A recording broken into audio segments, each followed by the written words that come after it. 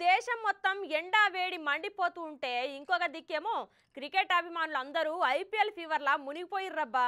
Array ఇక పొదువు కూడా late తొందరగా పనులను ఒడగొట్టుకొని టీవీల ముంగట కూసునేటోళ్ళు కొందరైతే చక్కగా స్టేడియంలోకి పోయి అభిమాన ఆటగాళ్ల ఆటను నేరుగా చూసేటోళ్ళు ఇంకొందరు.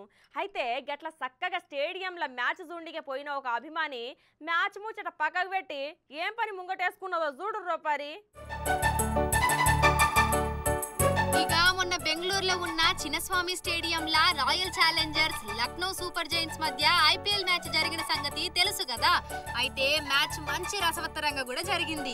అయితే ఈ మ్యాచ్ ను ప్రత్యక్షంగా చూడనీకి వచ్చిన ఒక లేడీ అభిమాని మరి ఏమన్నా బోరింగ్ అనిపించిందో, లేకపోతే మ్యాచ్ ను చూసుడు ఇష్టం లేకుండానో, లేకపోతే ఎవరైనా బలవంతం మీద గిట్లొచ్చిందో ఏమో గాని మ్యాచ్ చూసుడు పక్కకు పెట్టి ఇగో గిట్ల ఫోన్లు అయితే మునిగిపోయింది.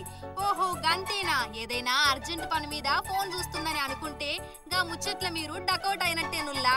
ఎందుకంటే గా మేడం చూస్తుంది ఫ్రెండ్స్ అనే ఒక వెబ్ సిరీస్.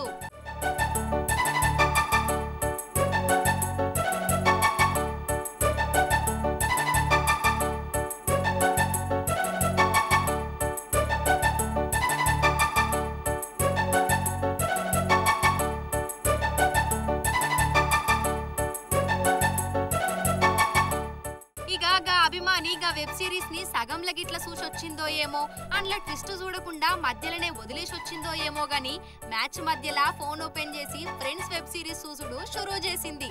అయితే వెనకకెంచి ఎవరో ఈ ఫోటో నెట్టింట్లో పెడితే కొందరు గిట్లా కామెంట్లు రాసుకొచ్చిండ్రు.